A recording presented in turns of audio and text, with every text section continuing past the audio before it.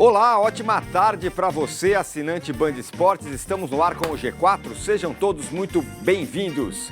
Hoje é dia para relembrar como foi a temporada do São Paulo. Foram 3 técnicos em 2024, hein? O Dorival Júnior montou o elenco, falou, tá tudo legal. De repente, pirulitou para a seleção brasileira. Aí chegou quem? Thiago Carpini, uma aposta do Tricolor. E o Tricolor foi arrasador no início, hein? Conquistou a Supercopa diante do Palmeiras, quebrou o tabu contra o Corinthians e aí todo mundo falou, agora o cara tá com lastro para aguentar a temporada. Mas, depois disso, o trabalho caiu, desmoronou, resultado, Carpini foi demitido e no seu lugar entrou o argentino Luiz Zubeldia. Ele também começou com tudo, emplacou várias vitórias seguidas, mas depois o time também caiu de produção, caiu nas Copas, caiu para o Atlético Mineiro na Copa do Brasil, caiu para o Botafogo na Libertadores e a confiança acabou caindo um pouco também. De consolo, 6º lugar no Brasileirão e vaga direta na Libertadores de 2025. Para falar sobre o ano tricolor, estão aqui comigo Paulo Massini. Boa tarde. Arnaldo Ribeiro. Sim, senhor. E Rodrigo Vessoni. Boa tarde a todos. Muito bem, vamos falar então bastante do São Paulo 2024. É uma temporada difícil de avaliar, porque tem gente que acha que foi boa, tem gente que acha que foi ruim. Enfim, Vai ser difícil avaliar a temporada de 25, a de 24 até fácil. Nós analisaremos. Olho na tela com os resultados do São Paulo em 2024. São Paulo fez 68 jogos, teve 31 vitórias, 20 empates, 17 derrotas. 94 gols marcados e 62 gols sofridos. E como título foi campeão da Supercopa, vencendo o Palmeiras lá no começo do ano, campeão da Copa do Brasil contra o campeão brasileiro. O São Paulo venceu nos pênaltis aquela competição lá no começo do ano, antes das competições todas estaduais, Libertadores e tal. Foi esse o saldo do São Paulo, que teve uma temporada com 68 jogos, não é tanto considerando o que é a temporada de um time de futebol no Brasil. Agora vamos olhar quais foram as contratações do São Paulo neste ano de 2024. Aliás, o São Paulo teve 55,3% de aproveitamento. São Paulo fez 10 contratações em 2024. Luiz Gustavo, que estava lá no Mundo Árabe, ficou morando no CT e tal. Nada apareceu no Morumbi uma vez, uma imagem, né? Apareceu indo lá assinar contrato no Morumbi. Ele apareceu, foi no dia, eu te falar, foi no dia que o São Paulo Tava tendo a troca dos ingressos para a final da Copa do Brasil. Apareceu o Luiz Gustavo lá. É verdade. No clube. Foi naquele dia lá, ainda em 2023. E acabou sendo muito importante o Luiz Gustavo, porque a gente vai falar daqui a pouco, né? Contusões e tal, ele acabou sendo titular. Teve o Bobadilla, uma aposta interessante da diretoria, o paraguaio, que era a seleção paraguaia. Boa sacada, né? Boa sacada. Teve o Eric, que foi um pedido lá do Dorival Júnior ainda. Trabalhou com ele no Ceará. O Ferreirinha, que o São Paulo namorava há algum tempo e veio junto ao Grêmio. O André Silva, que veio do futebol português. Pouco depois, no final do Paulista, né? Isso. Aí também mais adiante o Sabino, outra boa sacada, estava machucado, Excelente. Não sei o quê. Pimba, chega o Sabino lá, indicação do Muricy essa, né? Mais pra frente também. Mais pra frente. Na janela do meio do ano, enquanto o Botafogo refez seu time, que acabou campeão, o Corinthians trouxe o Memphis e tudo mais, o São Paulo trouxe esses 3 caras aqui. 4 caras. Marcos Antônio, que o Flamengo até queria, mas ele veio para o São Paulo. Jogador interessante. Santilongo, que teve muito poucas oportunidades, mas quando entrou, não foi exatamente muito bom. Jamal Lewis, que já pingou, entrou e saiu, já foi embora, né? E o Juan Tressoldi, esse sim, acabou jogando como titular algumas partidas. Parece que dessa turminha aí do final foi o que mais deu certo. De qualquer forma, foi uma janela raquítica, São Paulo. Então, foi, mas presta atenção. Bobadilla, boa sacada. Luiz Gustavo, lá na Arábia, lá, sei lá, boa sacada. André Silva, nem conhecia, boa sacada. Sabino, boa sacada. Marcos Antônio, boa sacada. Juan, boa sacada. Vai acertar todos? Ferreirinha também, né? Também, mas era um cara mais conhecido. O meu ponto é, caras que você não conhecia, se eu trabalhasse como diretor de futebol, eu não ia pensar em nenhum desses caras. E você dá retorno, sobretudo o Sabino, machucado, lesão grave, vem aqui, vem se cuidar no CT, vem aqui. Cuidaram do cara, o cara emagreceu, foi lá, começou a jogar e terminou muito bem. Então, assim, eu sei que é uma janela pequena, mas de boas sacadas, cara. Eu acho que vários deles aí merecem elogio. Uma coisa é Almada, 20 milhões de euros. Mas ter essas sacadas, eu sempre vou dar valor e acertar, você não vai acertar tudo. Vai ter os erros aí, eles vão fazer parte. Fala aí, mas Arnaldo. eu gosto de maneira geral. O que você achou? Da temporada ou da janela? Disse que o... Eu acho que a janela, ela mostra, as contratações, elas mostram o que as duas fases do São Paulo Clube em 2024. As do time são mais fases, teve 3 técnicos, o São Paulo teve 3 técnicos, a gente vai discutir a partir dos campeonatos. O São Paulo, até a contratação da dupla Marcos Antônio e Juan Tressoldi, era um clube que, a partir de um alerta vermelho, como se estivesse tocando todas as sirenes do Morumbi, mudou de rumo ainda na temporada 24. E aí o reflexo vai ser na temporada 25. A partir do momento em que o São Paulo se vê estrangulado financeiramente, para tudo, não contrata ninguém, e para 2025 nós vamos ter que enxugar. Esse sinal foi dado no último dia da janela, ou no último mês da janela, a janelona do meio do ano, quando o São Paulo só traz, no último dia, Jamal Lewis e Santilon. Eu acho o índice de acerto em contratação bem considerável e que poderia ser melhor se o São Paulo tivesse a mesma margem para contratar que teve até então, até o início dessa temporada. Normalmente o São Paulo faz a primeira janela maior dessa direção, com mais gente, e a segunda janela menor. Então, se a gente comparar a segunda janela de 23, foi com Lucas e Rames Rodrigues. A segunda janela fechou no fechamento da janela com Lucas e Rames Rodrigues. De 2024, ela fechou com Jamal Lewis e Santilon, que mostram essas contratações, essas distinções que o São Paulo teve ligado uma luz vermelha de prejuízo para mudar. E o que a gente está discutindo no final do ano, as perspectivas para 25, vamos falar um pouco disso, já tinha sido dado o sinal em setembro, quando fecha a janela com essa dupla de contratações modestas, enquanto outros times se reinventavam e iam para as conquistas ou para outros objetivos. O Corinthians do segundo semestre, o Cruzeiro do segundo semestre, o Botafogo do segundo semestre.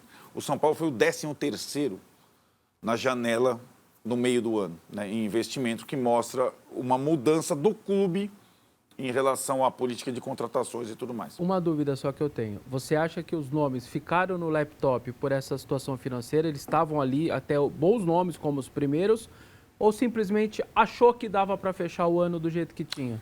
Não exatamente, Vetsoni, porque as duas posições das contratações finais eram as mais carentes. E o São Paulo tinha outros nomes. Vamos combinar, era para ser Alexandro. E o Alexandro foi para o Flamengo, porque o Flamengo ofereceu muito mais que o São Paulo. Foi Jamal Lewis. Era para ser outro volante qualquer de maior, e só foi Santilongo porque não tinha mais grana para contratar. O presidente falou, isso não foi público, mas a torneira fechou já em setembro. E aí acho que o São Paulo ficou numa situação de... Vamos lembrar, eu só comparei com a janela de 23, porque foi com a janela do Lucas que o São Paulo foi campeão da Copa do Brasil. Foi uma janela para ganhar campeonato. Essa foi uma janela de manutenção e foi o que acabou acontecendo. Com esse grupo, o São Paulo ficou ali na mesma posição do Brasileiro, mas ele não teve, acho que, condição técnica de avançar em termos de elenco. Não foram tantos jogadores na janela, né, Massa? E a gente vai começar a falar dos campeonatos em si, mas alguns acertos e tudo mais. Cara, assim, acho que a situação foi bem colocada pelo Arnaldo, né? Mas tem muito mais acerto que erro aí, cara. Acho que foi uma boa gestão do futebol do São Paulo dentro do momento, né? Dentro do quadro que é o do São Paulo. E, cara, é assim, não dá para você chegar aí no segundo semestre e contratar tirar o De Bruyne do City, ou qualquer outro jogador. Porque o São Paulo está asfixiado, né? O São Paulo está asfixiado, pagando muitos juros, muito para trás-mente, muita dívida. E aí uma hora você tem que estancar isso, uma hora você tem que parar e fazer o trabalho. Eu destaco a qualidade do trabalho do técnico, né? Que achou soluções para o time. Tem um reforço que não está aí, mas é o Lisieiro, por exemplo, que não é reforço, claro, pertencia ao São Paulo, mas estava ali empoeirado, né? A quantidade de jogadores que o Zubeldia tirou a poeira e fez o time render, esse 6º lugar é excelente, cara, diante da competitividade do futebol brasileiro. O Palmeiras, só como efeito de comparação, colocou 50 milhões no Maurício, 40 no Giai e mais uma grana no Felipe Anderson, que não, sem direitos federativos, né? Colocou 90 milhões e não conseguiu ganhar o brasileiro. Entendeu? Então, é um nível de competitividade, de investimento muito alto, né? É muita coisa, sabe? Então, acho que o São Paulo fez o que está dentro. Agora, isso é uma coisa que nós falamos aqui. O torcedor, ele carrega o São Paulo, né? Ele tem carregado o São Paulo. E o torcedor, ele não na hora que ele vê a gente falar sobre isso, quais são os comentários? Vocês são os pais dos bagres, vocês ficam protegendo esses jogadores não têm condição de jogar no São Paulo. Cara, aquele São Paulo protagonista, competitivo, que estava à frente do mercado, esse São Paulo não existe mais. Ele precisa ser reconstruído. E nesta reconstrução, este campeonato, este ano de 2024, fora a vergonha do Campeonato Paulista, porque ali é obrigação você chegar entre os 4, foi bom, cara. Foi bom. O São Paulo, a gente vai falar das competições mais para frente, mas dentro desta perspectiva toda, porque para mim, talvez, não sei para vocês, seria muito mais fácil, né? Gritar, berrar, o Massa vai dar um twist carpado aqui no chão, cai o prédio do Band Esportes, seria mais fácil. Vocês iam gostar, vocês iam repercutir, ia ter meme, ia ter, né? Nossa, uma alegria, né? Gritar, diretoria incompetente. Analisar os erros dentro deste quadro que é mais legal para nós, para mim, por exemplo. É muito legal você conseguir fazer análise dentro do quadro do clube, cara. Dentro do quadro do clube. O clube vive este momento, né? Tá buscando, tá tentando olhar para ser diferente. Porque ele também percebeu que, cara, é muito difícil competir com tanta coisa que acontece. Como você compete com um patrocinador que paga 4 milhões por mês para o Memphis? Como você faz? Né? Como você compete? Como competir, por exemplo, com o Corinthians? É muito difícil. Né? O Corinthians não está nesse olhar, o Corinthians está em outro olhar. Logo, logo vai chegar o olhar dele também. Não adianta, não tem milagre, não tem segredo. Então, acho que o ano é um bom ano. Muito bem, então vamos começar a passar pelos jogos aqui. Então o São Paulo começou o ano de maneira muito legal, promissora, ganhou a Supercopa, o Tricolor foi campeão, ainda lá com o Carpini. Lembrando, né, o Dorival fez toda a preparação, aconteceu tudo e tal. Chegou uma hora e falou assim, bom, muito obrigado, estou indo para a seleção brasileira, tchau, abraço, satisfação. E aí, o São Paulo falou, e agora o que faz? Trouxe o Carpini, que era uma aposta, tinha feito bons trabalhos no Água Santa e tudo mais, na Série B do Brasileiro. Juventude. No Juventude, tinha subido o Juventude, né, para a Série A. E o São Paulo foi jogar essa Copa, né, esse troféu, disputar esse troféu com o Palmeiras. O jogo foi no Mineirão, em Minas Gerais, com 2 torcidas, também foi uma atração especial isso. Contra o Palmeiras, o poderoso Palmeiras, o campeão brasileiro. E deu bom para o São Paulo, Arnaldo. Ganhou nos pênaltis, mas ganhou. E aí parecia um início muito bom de ano do São Paulo. Foi uma semana mágica, né? O São Paulo ganhou no meio de semana do Corinthians pela primeira vez em Itaquera e foi campeão no final de semana em Belo Horizonte contra o Palmeiras. Na 4ª partida do Carpini, que pegou a pré-temporada no meio, né? O São Paulo, 2 semanas de pré-temporada, uma com o Dorival, uma com o Carpini. Foi essa pré-temporada do São Paulo. O time era a base do time do Dorival aí nesse início. A gente viu até vários lances aí do Nicão na final da Supercopa, que foi um pedido do Dorival, a reintegração do Nicão, que jogou com ele no Atlético Paranaense e tudo mais. Então, o Carpini meio que, no início, sem o Beraldo vendido, sem o Caio Paulista, que pulou um muro para o Palmeiras, seguiu mais ou menos a estrutura do Dorival e foi tendo resultado. A partir daí, e acho que é um título importante pela rivalidade, pela presença das duas torcidas, pela autoestima, né? A Supercopa deu ao São Paulino a sensação de que aquele momento mágico da Copa do Brasil poderia ser replicado na temporada. Porque a Copa do Brasil, vamos lembrar, o São Paulo passa por Palmeiras, Corinthians e Flamengo. Não é qualquer coisa. A Supercopa, o São Paulo passa pelo Palmeiras, tinha acabado de ser campeão brasileiro de novo, né? Então dá a sensação que o São Paulo poderia competir para ganhar tudo, ou competir lá em cima como todo mundo. E aí eu acho que o Paulista, a sequência da Supercopa, o Carpini começa a experimentar os jogadores contratados, aqueles do quadrinho, com alguns bons resultados, e não consegue, na reta final, a partir da primeira derrota, você tem a realidade, primeira derrota, não consegue lidar com a pressão que é ser técnico do São Paulo. Sobretudo por conta de um jogador que não aparece nunca nas figurinhas, Rames Rodrigues, né? Então, Carpini é a antítese de Rames Rodrigues. O São Paulo entregou um problemão que o Dorival nem conseguiu resolver para o Carpini resolver. E depois da Supercopa, vamos lembrar que o Rames Rodrigues se recusou a ir a Minas com os outros jogadores do grupo e o Muricy deu uma última chance, queria que o Carpini desse uma última chance. A goleirada ficou puta, né? Claro, todo mundo.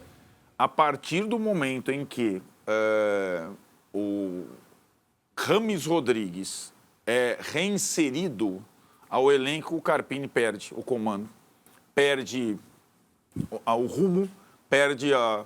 E acho que a questão aí, como o Massini fala, o vexame de não passar pelo Novo Horizontino na mata do Paulista, já é um São Paulo com o Rames colocado a fórceps. O Rames já tinha voltado contra a Inter de Limeira, estava no banco contra o Novo Horizontino, entra no jogo no final e se recusa a bater uma penalidade.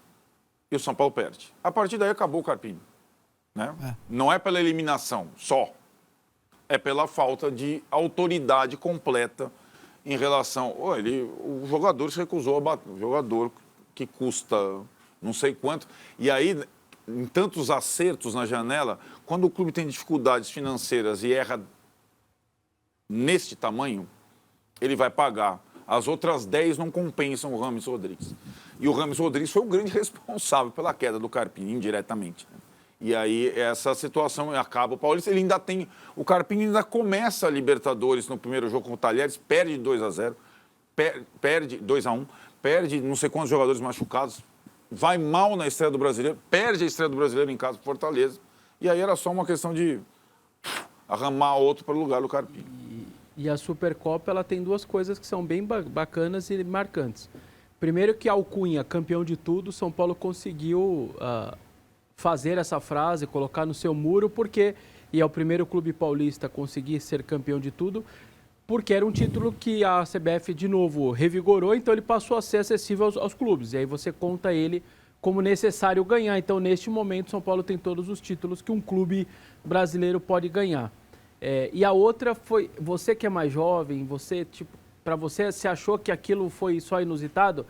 Mas pra gente foi uma nostalgia muito grande. Clássico com duas... Cara, isso é muito marcante. Foi incrível, cara, pra nós. Você sentiu o bafo. Quando a gente fala o bafo, é o bafo da outra torcida.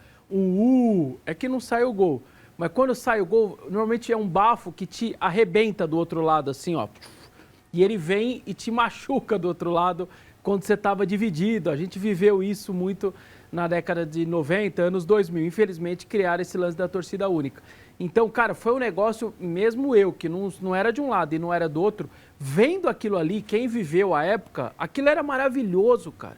Eu imagino o estádio, vocês dois estavam lá, como devia ser bacana a guerra de torcida, sobe o bandeirão, aí acho que a do Palmeiras erra o bandeirão, a do São Paulo, a outra tirou sarro. Cara, foi um negócio espetacular. Pra mim, foi nostálgico ver pela TV. E é uma coisa, aproveitando o gancho, né, Vessone, é uma operação para divisão de um estádio num outro estado, né? Então teve que ter uma logística toda. A torcida do Palmeiras foi antes escoltada. A torcida do São Paulo foi depois, com atraso, escoltada. Chegou no estádio, a torcida organizada, depois que a torcida do Palmeiras já estava lá dominando o estádio. O jogo em andamento. E aí teve um momento que é o momento que a gente não vive há muito tempo. O momento do sorteio em que meta será batida as penalidades. E aí o Caleri vence o sorteio e indica o gol onde está a torcida do São Paulo. Você precisa ver o que é o estádio no momento da moedinha. Porque agora é assim, né? Você tem quando sobe, são 2 moedas. Aí escolhe o lado e quem começa a bater. Antigamente era o árbitro que falava, quero aqui. Agora não, né? Que eu não sabia que teve esse lance. Teve esse torcida. A comemoração. Foi tipo a primeira vitória. Foi né? O primeiro gol da penalidade, onde você vai bater o pênalti, porque tinham 2 torcidas. Uma cabeça de meta de uma torcida, a outra da outra. E de fato foi uma experiência muito inusitada para esses tempos e tinha um jogo importante na cidade. Era a final do Cruzeiro e Atlético no sábado. À noite e São Paulo e Palmeiras. Então eu lembro. Foi até que o Cruzeiro venceu o Atlético na Arena. Tá. Agora, Massa, quando você teve o jogo, né? São Paulo e Palmeiras, tal, São Paulo ganha nos pênaltis. Você olhou aquilo e falou assim, acho que o ano do São Paulo vai ser bom? Ou você costuma dizer, isso aí é um diploma, é um jogo só, tá? Não dá para falhar nada. Claro, acho que o jogo ele é maior que a taça, que o campeonato, que nada disso. Esse tipo de campeonato amanhã acaba e a gente nem lembra, né? Mas não é porque, no caso, o Palmeiras perdeu. Sim, Mas é porque é assim que funciona. O que vale é a rivalidade, é o jogo São Paulo e Palmeiras. E vai ser o Flamengo e Botafogo, vai ser exatamente. É um jogo para marcar o início de temporada. Você para o São Paulo ganhar do campeão brasileiro, né? E o jogo mostrou bastante, né? O Palmeiras, mano, perde chance o tempo todo, não faz o gol. Perde o jogo, nos pênaltis, aí normal. Para o Palmeiras, normal. Não era jogo para 0x0, né? Vamos fazer a justiça. 1x1 tava...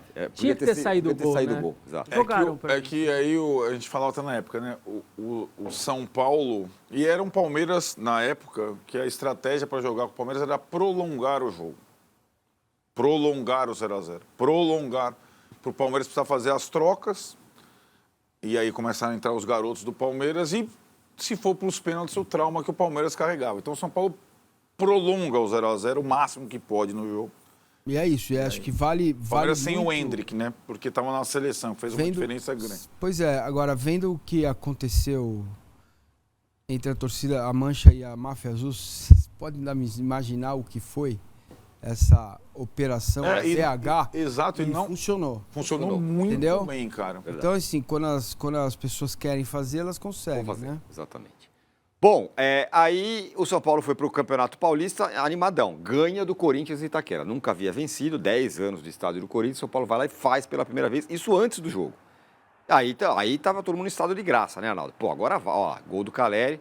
Esse aí já era os últimos momentos do Mano ali, a coisa já estava completamente... Ele vai caindo, né? Porque estava no meio de 5 derrotas seguidas e essa foi uma delas. É um Corinthians que não se mobilizou como normalmente faz contra o São Paulo ali. São Paulo se aproveitou, jogou muito bem. O Corinthians teve, acho que o Caetano expulso também, numa cotovelada que o VAR acha ali.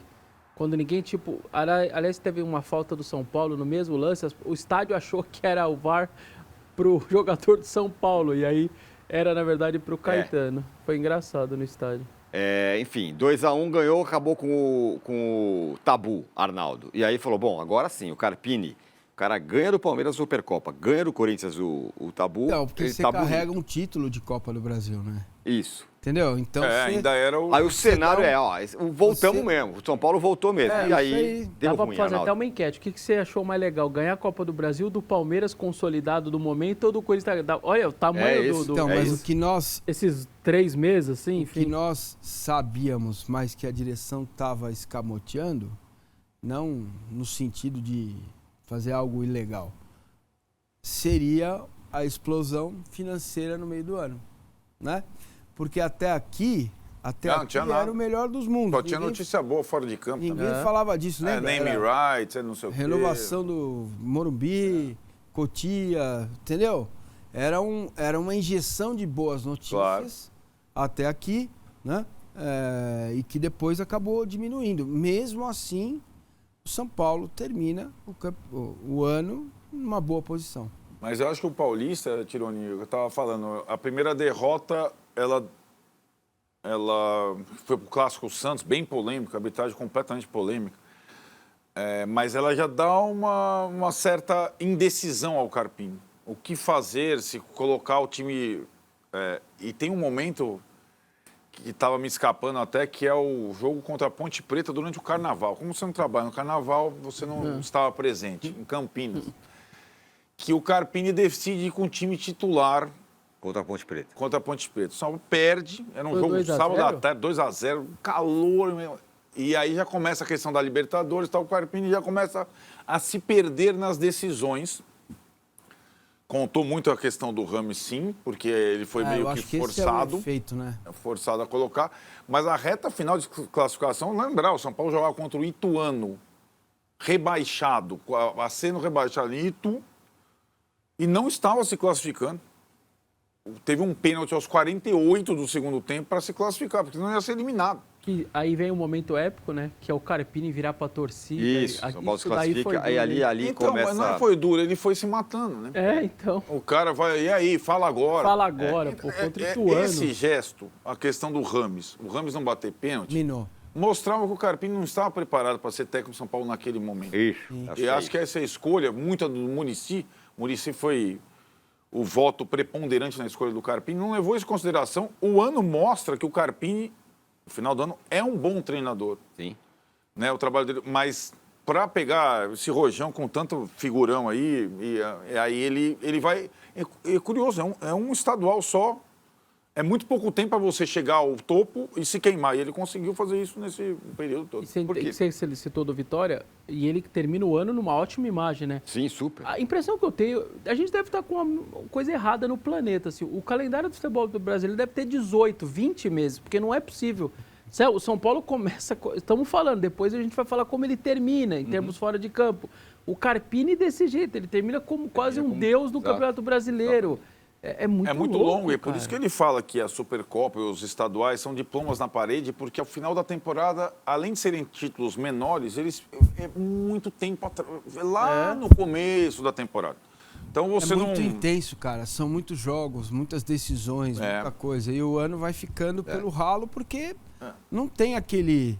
Agora, né? Mas não tem aquele peso. Se fosse no final do ano, pô, não ganhei nada, ganhei o Paulista. Pô, legal, você vai terminar o ano feliz, né? E o treinador é mantido no cargo. Sim, sempre. O treinador é capaz de cair no início da temporada do estadual ruim. O Carpini é capaz de cair contra o Ciro e perder do Bahia no Bavi.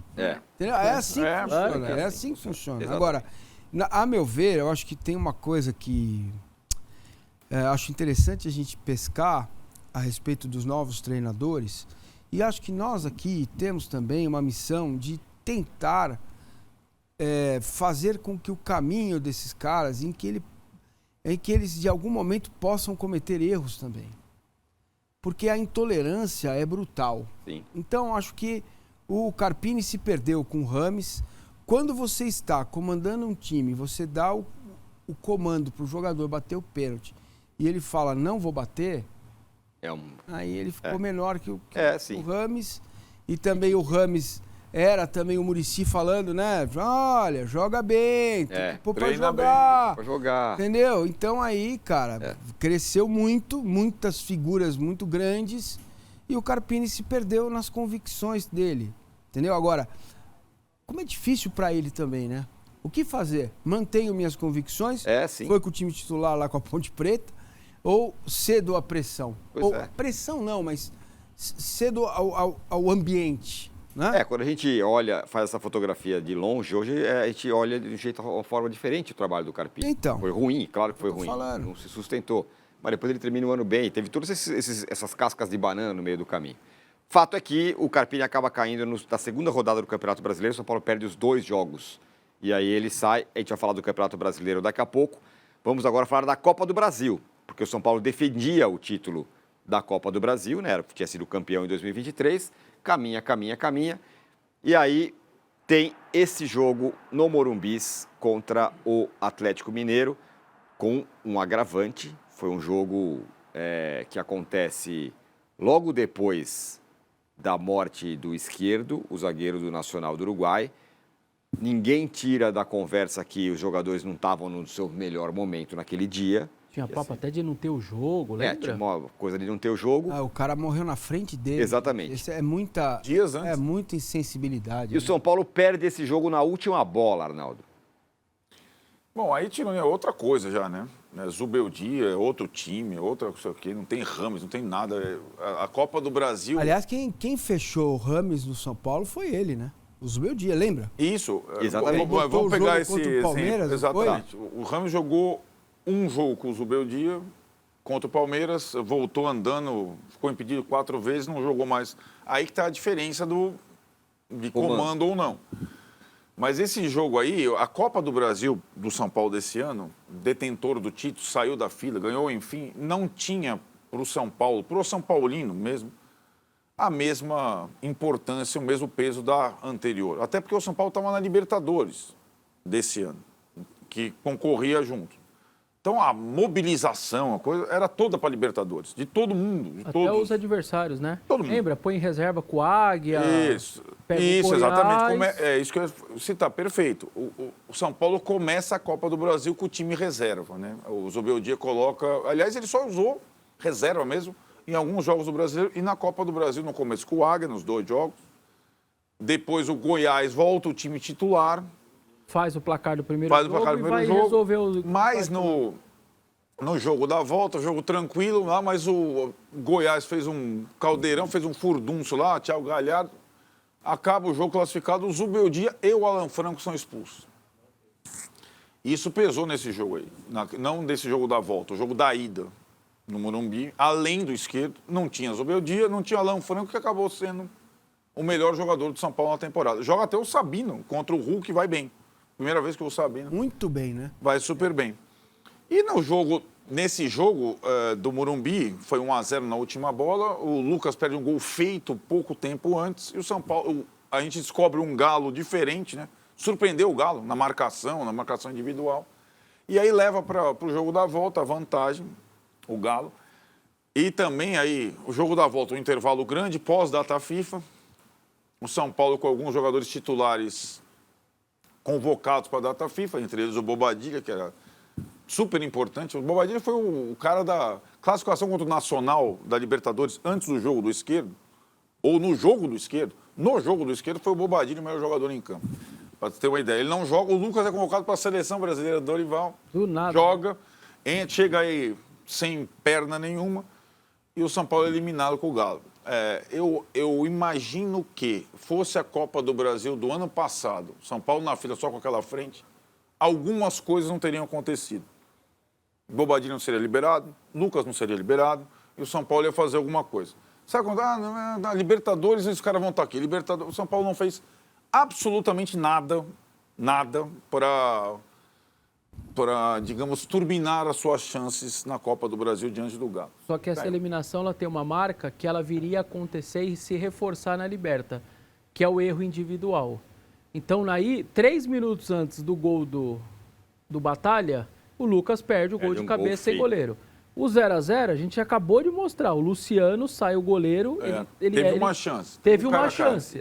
2 caras importantes. A gente vai replicar isso daqui a pouco na Libertadores. Erros individuais de caras importantes.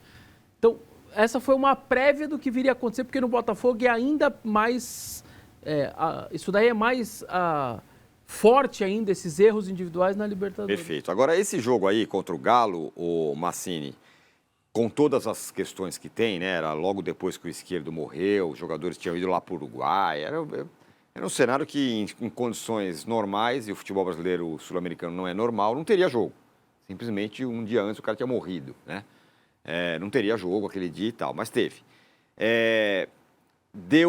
Talvez seja a primeira gota do que vai acontecer lá no fim do ano, ou ao longo depois do ano, com algumas pessoas falando, mas o time não, porque o Zubeldia só usa esse esquema, foi a primeira hora que falou, opa, porque o Zubeldia chegou e foi muito bem no Campeonato Brasileiro logo no começo, então estava um clima positivo. Talvez ali tenha sido a primeira. Claro, depois teve muita coisa que aconteceu, mas ali talvez a primeira gotinha. Cornetadinha. Primeira corneta, vamos dizer. Maritacas? Primeira maritaca. Ah, cara, assim, de novo, seria muito mais fácil falar pra mim, tá fácil, maritaca, você tem razão e tal.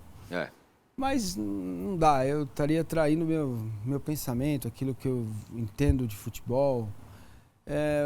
Quando você faz questão de menosprezar o entorno, né? Eu imagino que os dirigentes do São Paulo ainda, naquele momento, tinham ideia de que aquele primeiro semestre, ganhei do Corinthians, ganhei do Palmeiras, campeão brasileiro, de que campeão da Copa do Brasil, acho que eles acreditaram nisso, né? A gente vai com qualquer um, vamos embora, o time é bom, o elenco é bom e vamos embora, né? Qual foi o erro do Zubeldia nos 2 mata-matas mais importantes? Esse do Galo não teve nenhum, né? O time jogou ok. Zero. Outro Galo perdeu. Demorou a mexer. Zero erro. Demorou a mexer. Mas aí o que foi uma das querem? conversas, demora a mexer. Tudo bem, mas veja bem... Ele não estava no banco nesse dia, né? Tudo bem, mas vamos lá. A comissão técnica, eles são todos entrosados. Demorou a mexer. Ok, pode ser, acontece. Mas a gente tem que lembrar que ele acabou de chegar, né? Ele não fez a pré-temporada, ele não contratou esses jogadores desde o início, ele também foi se adaptando. Ele perdeu o Pablo Maia e a Alisson, né? Não estavam aí, né? Isso é um bom ponto, né? Porque a gente fez um transporte do Paulista para a eliminação da Copa do Brasil. Além da chegada do Zubeldia, os 2 esteios do time estavam fora. Jogou Lisieiro de titular em BH. E desde que deu o passe para o Luciano. Bem, hein? Ele deu o passe para o Luciano, perdeu o gol. Então, assim, aí o torcedor fala, vocês passam pano para o Zubeldia, não sei o quê. Cara, se você parar para raciocinar isso, segura o coraçãozinho assim, ó. Segura ele aqui e para pensar, raciocinar o trabalho do treinador. Que comete erros também, gente. Não, somos humanos, não há a perfeição absoluta, né? Olha, o treinador que faz assim, a coisa anda, entra nos eixos. E o São Paulo, o segundo semestre também se prejudica, porque a ideia era vender o Pablo Maia para dar uma aliviada, para dar uma refrescada. Não conseguiu. Então, o treinador, ele lida com uma série de complexidades, são muitas, cara. Muitas. E ele de cara fez o que o Carpino não conseguiu, o Rames está fora, acabou. Aí o Muricy teve que engolir, o Rames teve que engolir, vai jogar na Colômbia, no Equador, sei lá eu. Né? Então ele já deu o primeiro olhar dele foi positivo. Né? E ele consegue, cara, vamos comparar, não tem como. O Palmeiras tem o dobro de dinheiro do São Paulo, ele tomou tunda do Botafogo em 4 jogos. Entendeu? São 4 confrontos contra o Botafogo, 3 derrotas e um empate. Do Palmeiras, com trabalho estabelecido, com um treinador que reconhecidamente é muito fora da curva. Pô, será que... aí, a meu ver, vem de novo a história do São Paulo, muito São Paulo.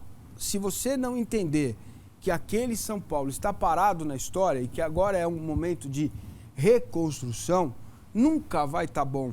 Você nunca vai estar satisfeito com o desempenho do São Paulo. Tá? Então, a Libertadores foi exemplar do São Paulo. Foi excelente. Excelente, faltou pouco. O São Paulo foi eliminado pelo Botafogo, campeão, não por ter sido campeão, mas pela campanha que fez, nos pênaltis. Perdão. O Flamengo tomou tunda do Botafogo de 4, não foi? Foi. O Palmeiras, 4 jogos, 3 derrotas, um empate. Que mais? O Botafogo se enroscou ali com o Criciúma, Juventude e tal, mas 2024 foi do Botafogo. O time do Botafogo é muito melhor que o do São Paulo, mas muito melhor em 24. E vocês viram como o São Paulo competiu, como o São Paulo brigou, como o São Paulo chegou. Estamos vendo as imagens aí do São Paulo e Botafogo do confronto. Isso é trabalho do técnico, cara. Foram 2 empates e o São Paulo acabou eliminado nos pênaltis. E aí vamos para a Libertadores. Era o sonho do São Paulo, sempre é o sonho do São Paulo e tudo mais tal. Parou nas quartas de finais, parou para o campeão. Eu estava nesse jogo e não teve um pio de vaia, de qualquer coisa, quando o São Paulo foi eliminado. Teve muita tristeza, porque era uma sensação de que poderia ter ido mais, porque afinal levou o jogo até os pênaltis. Mas a Libertadores do São Paulo, assim que o Zubeldia chegou, lembrando, né, o Zubeldia ele chega já com uma derrota no lombo, né? Isso. Já tinha perdido para o Talheres. Ele chega com um jogo que ele precisava vencer, e ele vence aquele jogo, e aí vai, se classifica, passa pelo Nacional. Ele teve sorte também no começo, lembra? Porque vários times adversários ficaram com um a menos naquele primeiro recorte dele no comando do São Paulo. Sim, acontece. Expulso e tal. Exato, acontece. Ele foi pavimentando o caminho dele. A maior vantagem do cara é o seguinte, é igual no teu casamento, meu filho. Você tá lá, às vezes tá duro. O que eu vou fazer? Eu lembro até hoje, cara, a Renata, meu cunhado estava meio duro, aí ia conhecer a família da segunda esposa dele, e tava duro, não tinha dinheiro. O que eu levo? A Renata falou, vamos fazer uma rabanada. Pô, rabanada é pão, uma lata de leite condensado e tal, você faz a rabanada. E chegou lá, botou numa travessa de aço inox, bonita. Chegou com a rabanada, com uma fitinha vermelha. Meu filho. Espírito natalino. Você entendeu? Vai fazer o quê? É assim que funciona. E ele entrega, ele faz jogador nota 4 jogar 7,5. Aí, Arnaldo, 0x0, 0x0. O São Paulo, o fato é que o São Paulo quase se classificou diante do Botafogo na Libertadores. Foi 0x0 e 1x1, né? 0x0 e 1x1. O Caleri empata no final. Mas a Libertadores é um campeonato de 2 momentos, 2 fases, né? A fase grupos e o mata-mata. E o Zubeldia estreia contra o Barcelona em Guayaquil, precisando ganhar e ganha. Até aproveitando o conhecimento de futebol equatoriano. É o único jogo que o Pablo Maia joga com o Zubeldia, a estreia dele contra o Barcelona em Guayaquil. Depois o Pablo Maia se machuca. E a Libertadores foi tendo momentos, o Talheres, que o São Paulo ganha em casa e supera o Talheres na campanha geral, é o time mais regular da Argentina nos últimos tempos. Já está na próxima Libertadores de novo. Disputou o título argentino de novo. É um time bem treinado, um time chato. O São Paulo consegue ganhar o primeiro lugar do Talheres e ir com a vantagem de decidir em casa no mata-mata.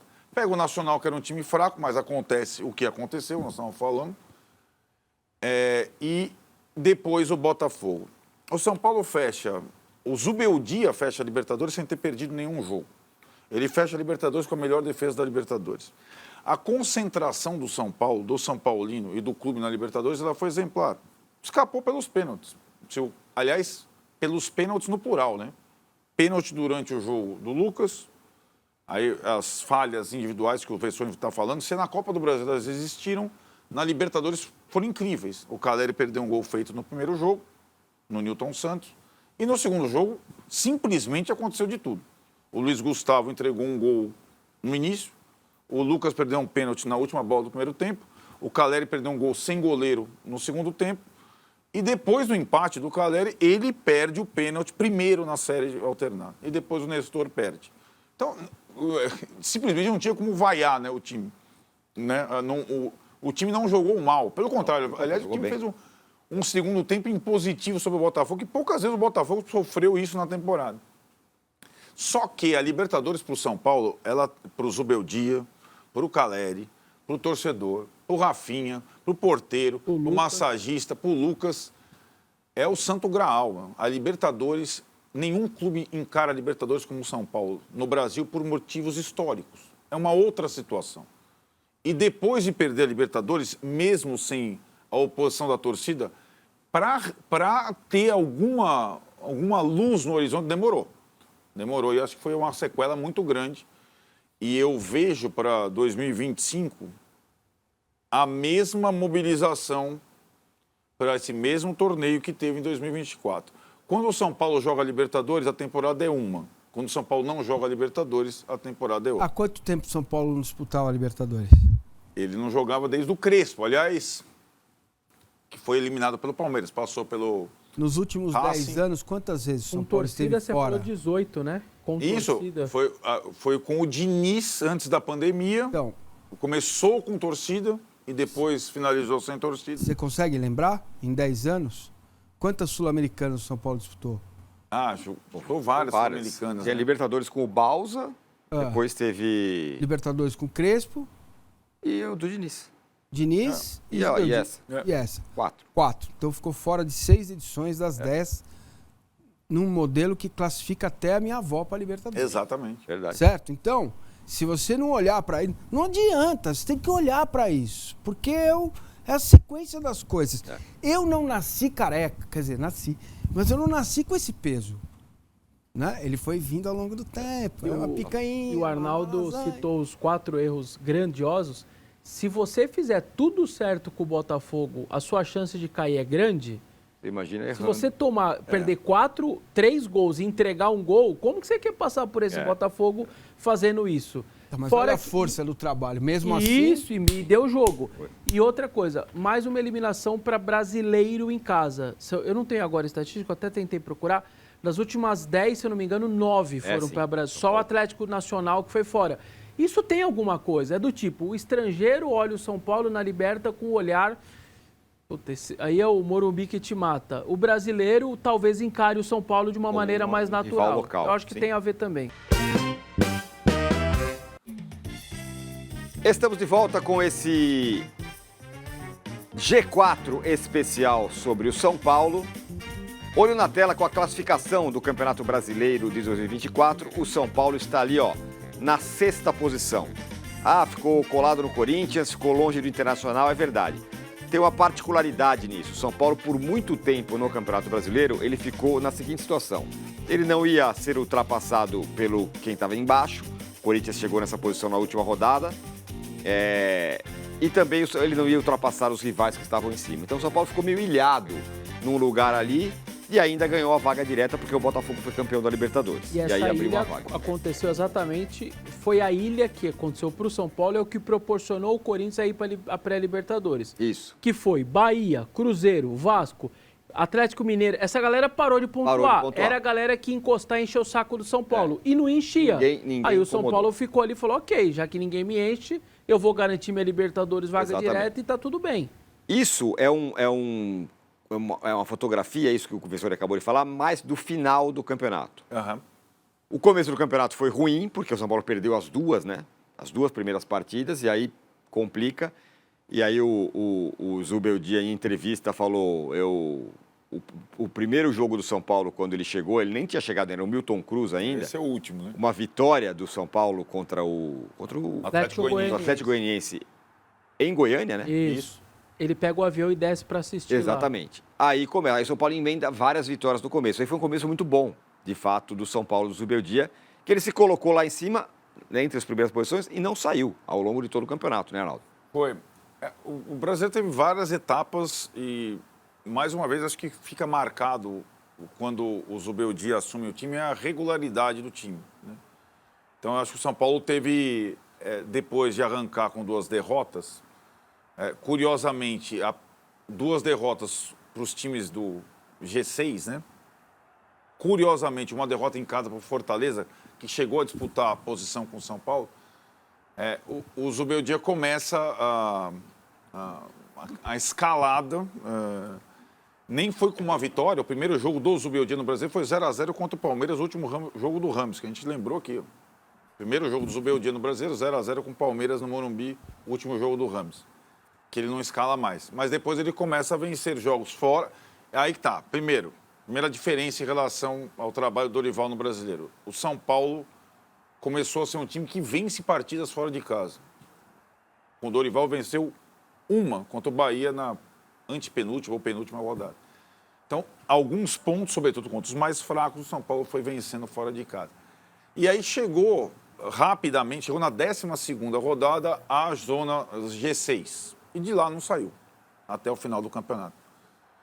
Acho que teve uma etapa importante para a consolidação dessa posição, que foi a etapa Copa América, quando o São Paulo perde alguns jogadores, perde o goleiro, né? Foi a Copa América Jandrei, que o Rafael foi para para a seleção brasileira, não entre outros. Mas tanto, é ridículo, né? Convocar um não goleiro. comprometeu tanto. Não comprometeu tanto, embora o primeiro jogo de titular ele tenha Teve sorte, entregado mais sorte um gol. do que juízo. O Jandrei começou como terminou. Esse aí é o Marcos Felipe entregando. O Jandrei também fez algumas. Mas o São Paulo acumulou muitos pontos no período Copa América e já mostrou ali que o Zubeldia, embora